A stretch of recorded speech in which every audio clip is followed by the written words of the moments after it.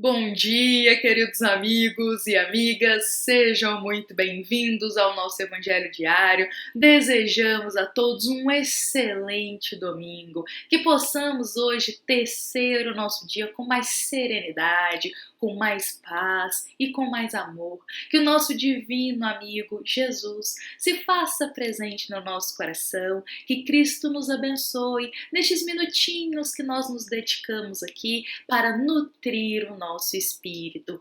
Vamos hoje conversar sobre um tema muito importante, um tema que demanda aí muita seriedade, muito respeito e muita fidelidade ao Evangelho segundo o Espiritismo para a gente abordar sobre ele, que é sobre mediunidade. Então vamos pedir que Jesus realmente nos abençoe, nos conceda nestes minutinhos um pouquinho mais de serenidade, para que a nossa alma esteja aberta para acolher o ensino do Evangelho de hoje. Bom, meus queridos amigos e amigas, vou convidar a todos para a gente começar o nosso domingo lá no último capítulo do Evangelho segundo o Espiritismo, que é o capítulo 28 e um capítulo destinado à coletânea de preces. Porém, antes de cada prece, nós temos um prefácio.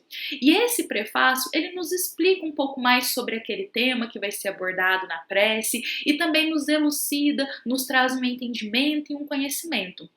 Então é sobre o prefácio de hoje que nós vamos tecer e ser fiéis aqui na nossa reflexão deste domingo. Convido a todos então ao capítulo 28 para a gente refletir o item 8 ao 10 deste capítulo da passagem pelos médiuns. Bom, meus amigos, aqui no canal nós já compartilhamos algumas reflexões em que a gente aborda sobre mediunidade. Já falamos sobre mediunidade com Jesus, sobre ser médium, mediunidade e vaidade, e visto como esse tema é amplo e abre campo aí para a gente refletir sobre ele, vamos deixar linkado no final do nosso vídeo aqui esses vídeos de reflexões que nós também já abordamos sobre o tema mediunidade, para todos aqueles que quiserem se aprofundar um pouco mais, compreender sobre o tema, ou se não rever novamente essa reflexão.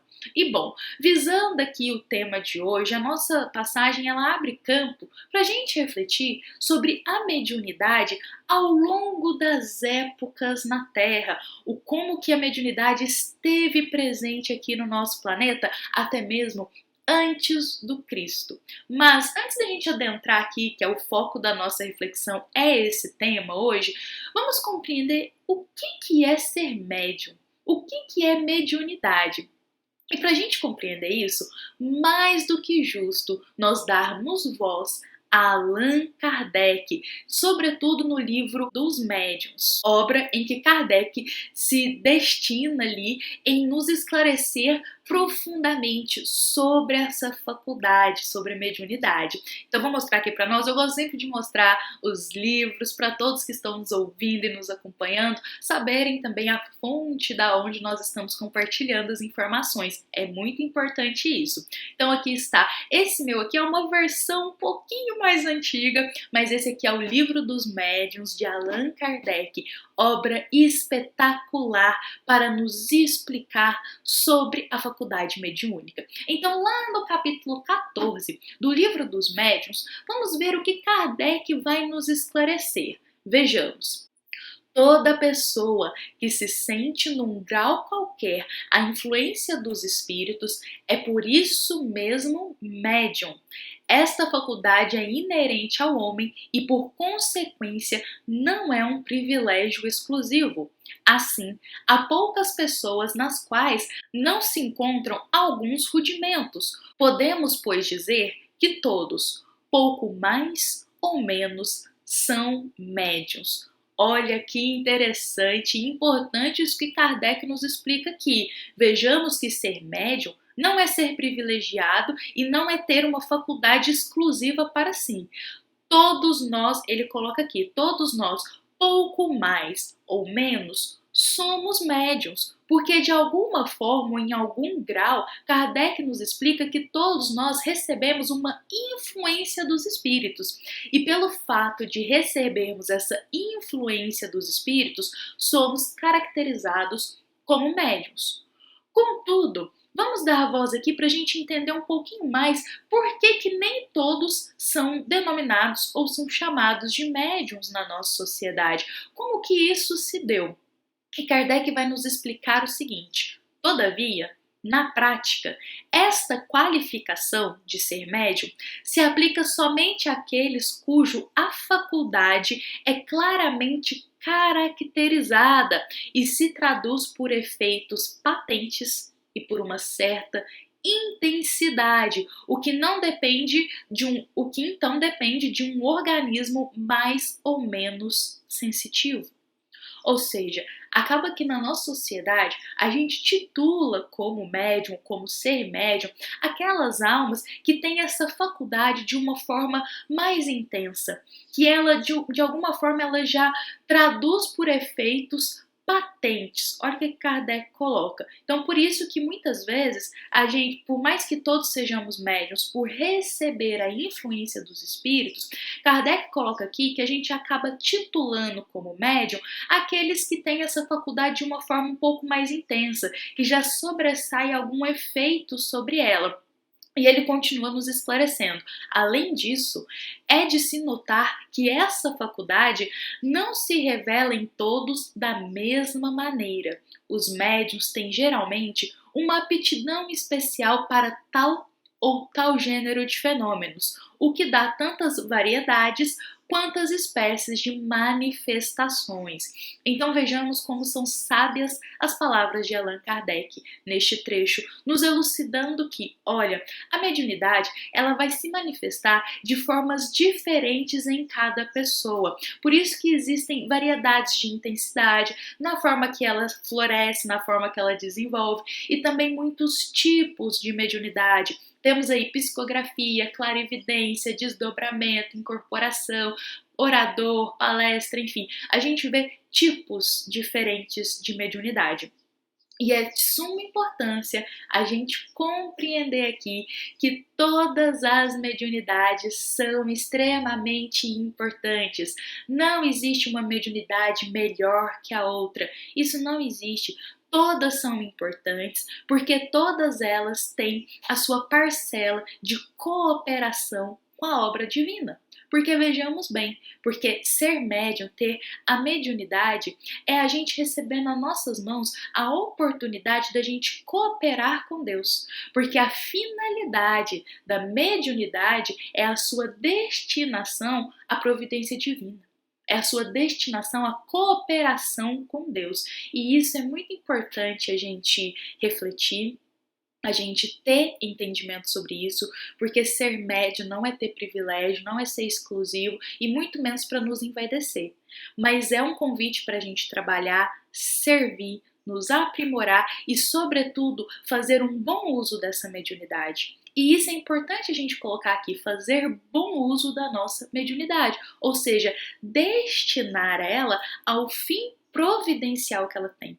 Destinar ela em cooperação com a obra de Deus, em cooperação com o bem mais alto.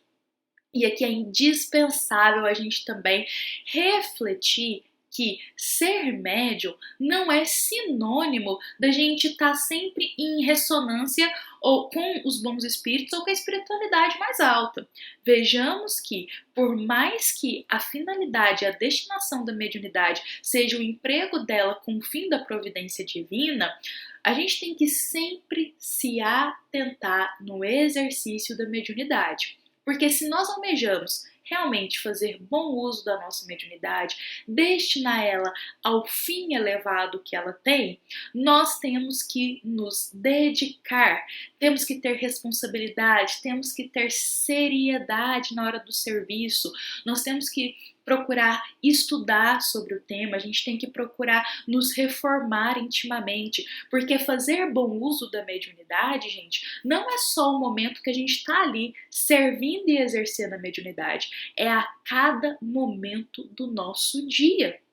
Não é só no momento do serviço, mas é a cada hora, a cada segundo do nosso dia. A gente tem que estar disposto a nos reformar, a trabalhar o nosso coração, a extirpar as sequelas morais, para que a gente se torne um instrumento melhor para a hora do serviço, porque ser médio é ser instrumento dos Espíritos. E se a gente se preocupa em lapidar o nosso instrumento, a gente se torna um instrumento um pouquinho melhor, sintonizando, aí sim, fazendo bom uso e sintonizando com os bons Espíritos.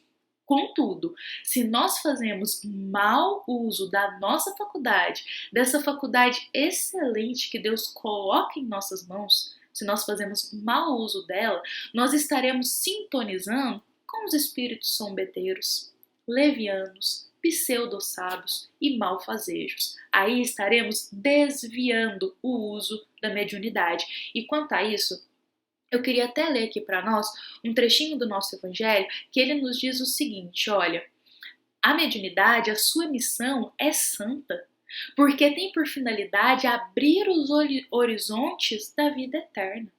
Olha a seriedade e a responsabilidade de se exercer a mediunidade. Por isso, a gente tem que sempre, quando a gente vai entrar, vai florescer, vai desenvolver a mediunidade com o desejo de servir ela ao bem e a destinação providencial que ela tem, é de suma importância a gente compreender que somos instrumentos desafinados, porque somos almas enfermas, a gente ainda tem muitas más tendências, os nossos pensamentos ainda são baixos, a gente tem que fazer muita reforma moral em nós ainda, e como somos almas enfermas, o nosso instrumento é desafinado, e a gente precisa afinar ele, a gente precisa se lapidar para a gente fazer um bom serviço, para a gente sintonizar com as esferas mais altas e fazer o que Deus deseja de nós durante o serviço mediúnico. Vamos usar um exemplo aqui para a gente compreender um pouquinho melhor. Exemplo é sempre bom para a gente trazer um simbolismo e a gente ampliar o nosso olhar para o conceito que estamos trazendo. Pensemos, um violinista. Quando ele vai tocar em uma orquestra, se ele simplesmente não cuida do seu violino, ele simplesmente pega o violino ali e não afina ele, ele vai começar a fazer uma sinfonia totalmente desafinada. Vai sair uma música? Vai, mas vai sair aquela coisa arranhada, aquela coisa desafinada. Ele não vai extrair toda a potencialidade que o violino tem. Contudo, o violinista que tem responsabilidade, que tem consciência que ele vai tocar em uma orquestra, da responsabilidade do serviço dele, ele se dedica, antes de entrar na orquestra, a afinar o seu violino, a cuidar dele, dedica tempo para afinar o violino. E dessa forma, quando ele vai tocar na orquestra, sai aquela harmonia de sinfonia, sai aquelas notas aveludadas, lindíssimas, que tocam o coração da gente. Ou seja, ele extrai toda a potencialidade que aquele instrumento concede para ele, porque ele dedicou tempo afinando e cuidando do violino, então ele consegue extrair acordes que vão fazer uma verdadeira sinfonia para todos, harmônica, que estão ali. Da mesma forma a gente vê isso na mediunidade. Nós somos instrumentos desafiados. Antes da gente, não é só durante o serviço da mediunidade, mas antes, ao longo do nosso dia, a cada momento, a gente tem que se preocupar em afinar o nosso coração, em afinar a nossa alma, porque dessa forma, quando a gente vai exercer o serviço mediúnico, nós conseguimos ter acordes mais elevados que sintonizam com a providência divina. Olha só a responsabilidade que nós temos que ter. Vou ler para a gente aqui também, que é de suma importância, um trechinho da nossa reflexão escrita de hoje, em que nós pontuamos o seguinte: sendo assim, todos os que desejam fazer bom uso da mediunidade e destiná-la a seu fim providencial são convidados ao esforço, ao trabalho, ao respeito, à dedicação para com essa faculdade. Aliás, nós temos que ter consciência da extrema importância da reforma íntima, a extrema importância da gente buscar cada vez mais aurir os sentimentos elevados para a gente se tornar um instrumento, gente, um pouquinho mais afinado, um instrumento melhor para que os espíritos possam usufruir da nossa faculdade e realizar um trabalho em ressonância com Deus. E com isso a gente compreende que ser médium não é ser privilegiado, que ser médium é ter o convite aí da gente cooperar na obra de Deus, da gente trabalhar, da gente servir, da gente também se aprimorar. E Deus é tão misericordioso que Ele concede essa oportunidade de cooperação na obra dele para todos os seus filhos. Ou seja, a mediunidade ela não é exclusiva. A mediunidade ela foi derramada por Deus por todo o nosso planeta, entre homens e mulheres, entre crianças, jovens e idosos, em todas as idades, em todas as épocas, em todas as culturas, em todas as sociedades, a gente vê a mediunidade presente. Isso é muito importante a gente destacar, porque muitos corações, equivocadamente, acreditam que a mediunidade é algo exclusivo do espiritismo. Ou seja, se você é espírita, aí você é médium. Se você não é espírita, você não é médium. Muitos acreditam equivocadamente nisso, acreditando que o espiritismo criou esse termo de mediunidade, ou que mediunidade é uma coisa que só surgiu agora, na nossa atualidade. E não, olha só o que a gente acabou de esclarecer aqui, que o nosso evangelho nos diz. Deus derramou a mediunidade em todas as épocas, em todas as culturas, em todas as sociedades. Não é privilégio de uma crença, não é privilégio de uma religião, a mediunidade está em por toda parte. Todos nós estamos aí com essa oportunidade de servir. E isso, gente, é muito importante a gente compreender. Olha, a gente pode até associar a mediunidade com o espiritismo, porque com a vinda do espiritismo, ele nos esclareceu, Allan Kardec nos esclareceu, os bons espíritos também, sobre essa faculdade mediúnica. Então, talvez por o espiritismo ter sido tão forte, tão esclarecedor, compartilhou tanto ensinamento nessa parte de mediunidade, talvez a gente faça essa relação. Contudo, a mediunidade esteve presente na Terra nas eras até antes do Cristo.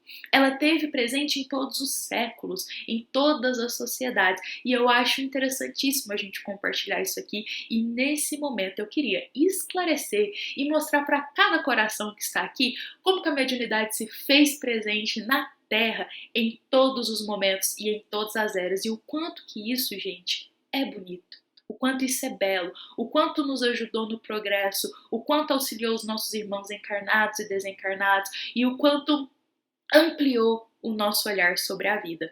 E para a gente compartilhar aqui, que eu quero compartilhar alguns autores, filósofos, músicos, poetas que falavam na época sobre a mediunidade, só que ainda não se tinha esse conhecimento que isso era mediunidade, sabe? Então eles achavam que era algo sobrenatural. Mas não, era mediunidade e a mediunidade esteve presente com o homem em todas as épocas aqui na Terra. Então eu queria compartilhar com vocês alguns desses autores para a gente esclarecer, até para a gente aprofundar e saber também um pouquinho da história. E para a gente fazer isso, eu vou usar como base para a gente o livro Joana d'Arc, A Médium, de Leon Denis. Como eu digo, gosto sempre de mostrar os livros aqui, as obras, para a gente poder... Para quem quiser buscar, para a gente poder ver a fonte de onde isso está sendo compartilhado. Porque mediunidade, gente, é um assunto muito sério. Falar sobre isso demanda muita seriedade. Então, o que a gente vai compartilhar aqui agora sobre esses autores ao longo das épocas que falaram sobre esses efeitos, esses fenômenos mediúnicos, se encontra aqui, ó, no livro do Leon Denis, Joana d'Arc, A Médium. Eu vou deixar pra gente o capítulo aqui abaixo, que ele vai se preocupar em abordar melhor esse tema. E olha só que interessante, vamos começar lá na era antes do Cristo, com os grandes filósofos. Sócrates, ele já falava sobre alguns efeitos mediúnicos, mas não se tinha conhecimento sobre isso. Então, Leon Denis vai pontuar assim pra gente o seguinte, que Sócrates, durante um momento que ele estava em um tribunal, falando sobre questões da vida ou da morte, Sócrates relata o seguinte: esta voz profética do demônio, que nunca deixou de me fazer ouvir durante todo o curso da minha existência. Eu vou pausar aqui porque ele continuou falando aqui sobre essa questão, mas eu quero focar nisso aqui. Vamos só rememorar aqui que antes, pensa que isso que é antes do Cristo, né? Na era antes do Cristo. Antes, muito era comum se denominar com os espíritos sob o nome de demônio. Mas a gente sabe, lá no livro dos espíritos foi nos esclarecido, e para quem quiser também buscar, entender um pouquinho mais sobre essas questões de nomenclatura, como que era usada, lá já foi nos esclarecido que eles titulavam como demônio o que a gente sabe que são os espíritos, que eram os espíritos, né, desencarnados, que eles ouviam essas comunicações, achavam que era algo sobrenatural e denominavam como demônio. Mas nada mais é do que os espíritos, tudo bem? Então é como se Sócrates falasse assim, ó: esta voz profética dos espíritos que nunca deixou de me fazer ouvir durante todo o curso da minha existência. Olha aqui o que Sócrates está falando, que durante toda a vida dele, ele ouve a voz dos espíritos, guiando, falando algo para ele, revelando algo. Mediunidade, gente. E não só Sócrates, mas Leon Denis coloca aqui pra gente, olha, Rafael, Beethoven. Gente, Beethoven, as sinfonias de Beethoven é algo extremamente elevado, é algo que a nossa alma ela até estremece. Realmente teve uma influência aí dos bons espíritos. Leon Denis nos fala aqui. Além disso, grandes poetas como Victor Hugo, como Shakespeare, também tiveram a influência dos espíritos em suas obras. E também, esse aqui eu vou até destacar pra gente, um grande filósofo, Schopenhauer. Vocês me desculpam se em algum momento eu pronunciar algum nome aqui de forma equivocada, de forma errada, por ser de outra língua, mas Schopenhauer, ele, um grande filósofo alemão, olha só o que ele vai colocar. Meus postulados filosóficos, diz ele, se produziram em mim sem que eu nisso intervisse, nos momentos em que eu tinha quase que uma vontade adormecida. Minha pessoa era também, por assim dizer, estranha a essa obra. Gente, a gente pode colocar aqui como psicografia, aquele momento da psicografia inconsciente, ou seja, ele falando aqui que ele produzia as obras dele meio que adormecido, ele não tinha consciência, e quando ele acordava, essas obras já estavam prontas, e ele não tinha nem consciência daquele tema, daquilo. Gente, olha que interessante, né? A psicografia, meio adormecido, meio inconsciente, grande filósofo alemão. Novamente, a mediunidade esteve presente em todas as épocas, em todas as sociedades, em todas as classes sociais, como uma forma de fazer luz, ajudar a nossa sociedade, ajudar o nosso progresso e amparar os nossos irmãos. Vejamos que Leon Denis nomeia aqui pra gente grandes almas, pintores, poetas, filósofos, autores que somaram para a nossa humanidade em ajudar o progresso da nossa terra e relatam aqui a questão da mediunidade. Só que, como dissemos, antes eles não tinham conhecimento que isso era mediunidade, achava que era algo sobrenatural, mas hoje a gente já tem o conhecimento. E eu queria focar em, sobretudo, uma personalidade, em uma alma, que é Joana d'Arc, como que a mediunidade dela era algo que era de impressionar, era de fazer brilhar os nossos olhos. Vejamos só, Joana d'Arc, no século XV, gente, século XV na França, vejamos bem, quanto tempo tem isso? Joana d'Arc, no século XV na França, uma menina, uma jovem, criança ainda, em uma aldeia pequenina. Joana d'Arc era o quê? Uma camponesa, iletrada, simples. Ela ali numa aldeia na França se chamava Dom Remy.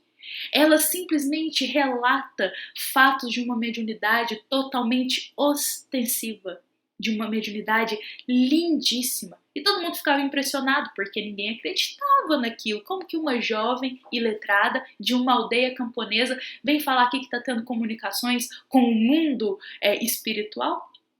Vamos rememorar aqui que Joana d'Arc, desde muito nova, simplesinha, ela era muito devota, ela tinha essa comunhão com Deus, ela gostava muito de ir à igreja, de fazer orações, de ter momentos de meditações em meio à natureza, ela era sempre muito ligada às esferas espirituais mais altas. E vejamos que, desde criança, ela foi inspirada pelos seus guias e mentores. E olha só a categoria de guia e mentor de Joana d'Arc: São Miguel, Santa Catarina e Santa Margarida. Olha a categoria elevada espiritual desses mentores dela. Bom, por isso que ela comprou como diz, essa jornada lindíssima. Então vamos rememorar aqui a história de Joana d'Arc e da mediunidade dela. Lá no século XV, então, ela tinha uma comunhão muito forte com Deus e a todo momento esses guias, esses mentores dela estavam ali falando da missão que ela cumpriria para libertar e para salvar a França. Desde nova, por volta dos 13 anos, ela já sabia que ela teria que deixar a sua casa, teria que deixar os seus pais para cumprir uma missão maior em nome da libertação de todos. A França estava na Guerra dos 100 anos e essa guerra foi devastadora. Essa guerra trouxe muita miséria, muitas mortes. Essa guerra destruiu muitas famílias, destruiu as cidades. Era uma época extremamente triste. Eu penso numa guerra de 100 anos. Joana d'Arc vem com a missão de fazer essa guerra acabar. Ela vem com a missão de ajudar a libertar a França, porque era uma guerra de quê? De território, era uma guerra de poder, uma guerra de autoridade. Joana d'Arc desde nova já sabia que ela tinha que fazer essa libertação e ela tinha um plano muito bem delineado na cabeça dela. Por quê? Os espíritos já a guiavam. Ela tinha mediunidade de clarividência muito ostensiva, muito forte. Ela tinha a mediunidade da questão de ouvir os espíritos, o que as vozes estavam guiando ela. Ela tinha a mediunidade durante o sonho, ela ter predições do futuro, visões do que aconteceria para ela melhor ser guiada e ser conduzida. Gente, olha que lindo, né? Você vê que a mediunidade é usada de uma forma para o bem, para poder libertar aquele povo de uma guerra de anos e anos. Então vejamos que Joana d'Arc, ela deixa a família dela, deixa a aldeia dela e vai em busca do rei, para poder falar para ele que essas vozes estão falando para ela sobre um plano para libertar a França, só que ela precisava chegar até o rei. E, gente, foi um custo. Imagina uma menina de 18, 19 anos, na França, século XV, para poder ir falar que ela tem um plano para libertar a França. Ninguém acreditava nela. Eles caçoavam, quando ela falava que ouvia a voz do espírito, eles falavam que você é bruxa. Eles caçoavam dela. Mas ela não desistiu. Ela tinha muita fé, uma fé inabalável, uma coragem que serve de exemplo para todos nós. Até o momento que ela consegue, sabe, encontrar com o rei. E esse fato é muito interessante, porque o rei, gente, ele era muito, assim, espertinho, digamos assim. E o rei falou assim, se essa menina diz que ela ouve os espíritos, que ela tem contato com o mundo espiritual, ela não sabe quem eu sou. Vamos fazer o seguinte, o rei pegou a roupa dele, de rei, e entregou para um homem qualquer que estava lá, tava tendo uma festa. Entregou para um homem qualquer e falou assim, você se veste de rei. Na hora que ela chegar aqui, ela quer falar comigo, mas ela vai achar que você é o rei. Se ela diz que os espíritos guiam ela, esclarecem elas coisas, ela vai saber que você não é o rei e que o rei sou eu. Gente, dito e feito. Joana d'Arc adentrou naquele salão, pessoas, pensa, tinha sacerdotes, o clero, autoridades extremamente ali, autoridades extremamente sentiam muito poder material, e Joana d'Arc, uma jovem no meio daquelas pessoas, daqueles homens. Ela adentra, ela vê o homem vestido de rei, só que ela sabe que ele não é o rei, porque as vozes a avisaram, os espíritos a guiaram, e ela vai e se direciona realmente no rei. E ele fica o quê? Surpreendido. Ele fala, nossa, como que eu não sabia que era eu? Só que aí Joana d'Arc fala o seguinte, eu tenho um plano para libertar a França, e eu quero conversar com você a sós. E nesse momento o rei solicita que todos saiam do salão para que ele converse com Joana d'Arc. E ele não tá acreditando nela, por mais que ela adivinhou que era ele não estava acreditando nela. Até o momento que as vozes revelam para Joana d'Arc um segredo que só o rei saberia, ninguém mais. E ela fala esse segredo para ele. E nesse momento ele acredita nela, porque não teria como ela saber. Então ele acredita que ela realmente ouve essas vozes e que ela realmente tem esse contato com o mundo espiritual. E é através dessa revelação que ele acredita e deixa ela seguir e colocar o plano em ação para a libertação da França. Que coragem, gente, que coragem. E nesse momento, Joana d'Arc, a partir daí, ela se destina a fazer essa libertação, a ajudar a França, a ajudar aquelas pessoas que estavam tantos anos em guerra. Vejamos que antes de cada combate, Joana d'Arc, ela tentava fazer uma conciliação para que não houvesse mortes, para que não houvesse a guerra, para que não houvesse brigas. Ela tentava fazer uma conciliação, ela tentava conversar antes. Olha a elevação dessa alma, né, gente? Mas em alguns momentos não tinha como. Teve que ir pra guerra e ela foi, ela colocou a mão na massa. 19 anos, uma menina enfrentando lá a guerra. Só que, gente, depois que eles conseguiram conquistar tudo, Joana d'Arc foi traída, vendida e ignorada. Tudo que ela fez pela França, o rei menosprezou. Ele já tinha conquistado o que ele queria, ele menosprezou. Ele traiu Joana d'Arc. E ele a vendeu por meras moedas para o pessoal que queria prender ela e julgar ela. Por quê? As autoridades tinham seu ego muito ferido, o orgulho muito ferido. Eles não queriam aceitar que uma jovem fez toda aquela libertação, auxiliou daquela forma a todos. E as pessoas, gente, os povos ali, as aldeias, eles gostavam muito da Joana d'Arc. Eles tinham ela como uma heroína. Só que as autoridades materiais, os sacerdotes, os juízes, eles não admitiam isso. Eles não admitiam essa iluminação que ela tinha. Orgulho ferido, né? Mas, em suma, eu tô resumindo aqui para nós, pra gente entender. Em suma, eles prendem ela alegando que essa questão de conversa com os espíritos, de ser guiada, isso daí é tudo mentira. E por ela mentir, ela tá indo contra os preceitos lá da época, das leis que tinham, e por isso ela tinha que ser condenada. E, gente, e é extremamente triste, porque Joana d'Arc foi condenada por exercer o quê? A mediunidade dela em favor do bem e do progresso daquela comunidade, daquela sociedade da França. Olha que triste isso, né? E durante os julgamentos dela, eu não vou entrar aqui aprofundar como que foi esse momento da prisão e tudo mais, porque talvez não é o nosso foco aqui hoje. Mas no momento do julgamento dela, a todo momento sendo questionada sobre as vozes que ela ouve, sobre esses espíritos que ela vê, sobre o que ela vê em sonho, a todo momento ela é questionada sobre isso, sabe? Se ela segue mesmo a Deus e ela mantém a sua fidelidade a Deus. Ela diz para todos: eu sou fiel a Deus. Deus me guia. Os bons espíritos estão aqui guiando.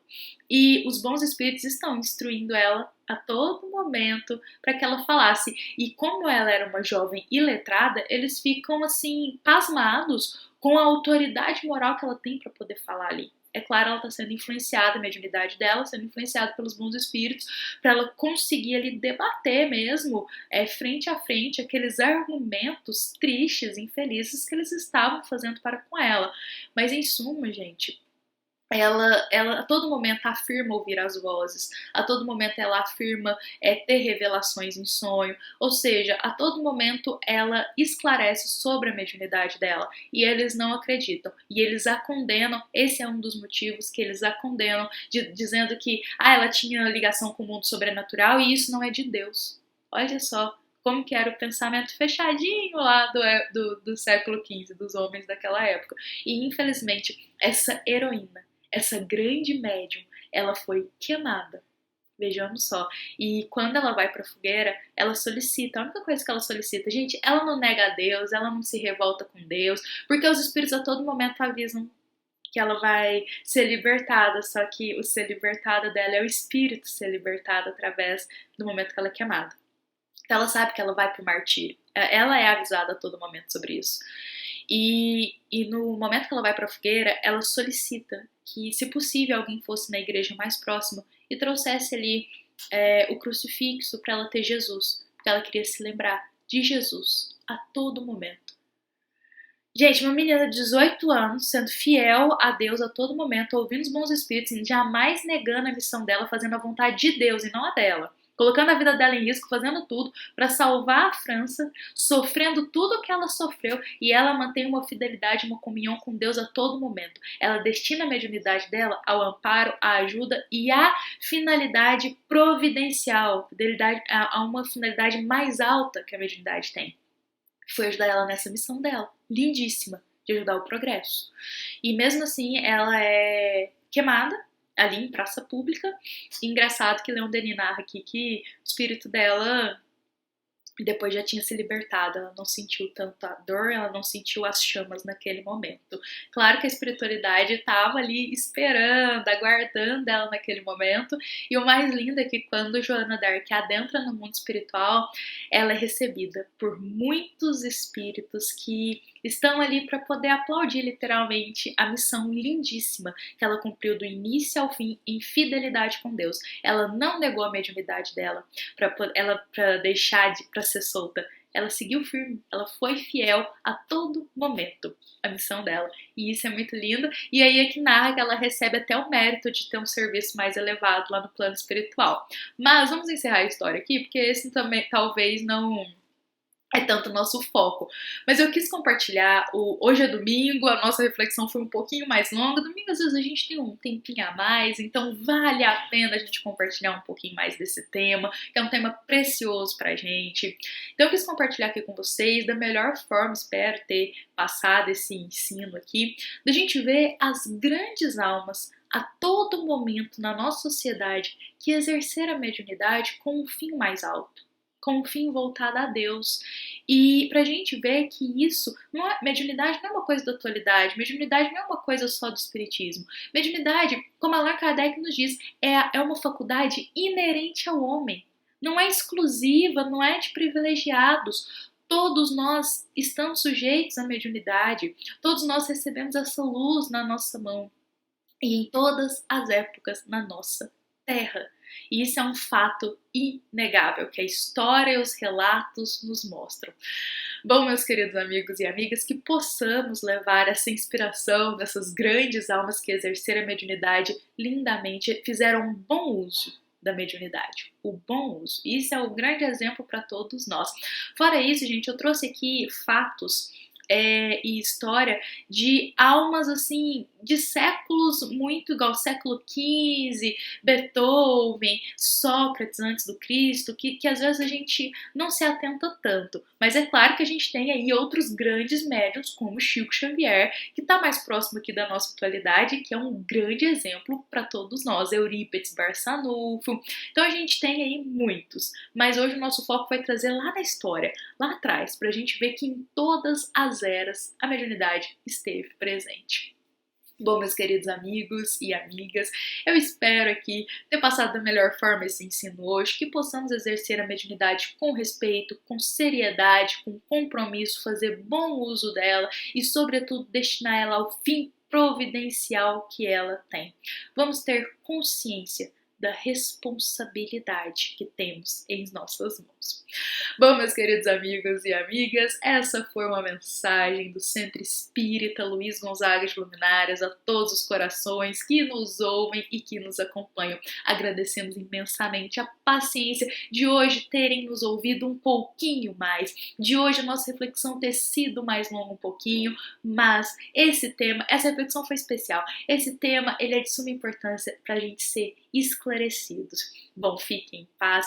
Desejamos um domingo muito abençoado, um domingo sereno a todos os corações e que Jesus se faça presente hoje e sempre conosco. Que assim seja.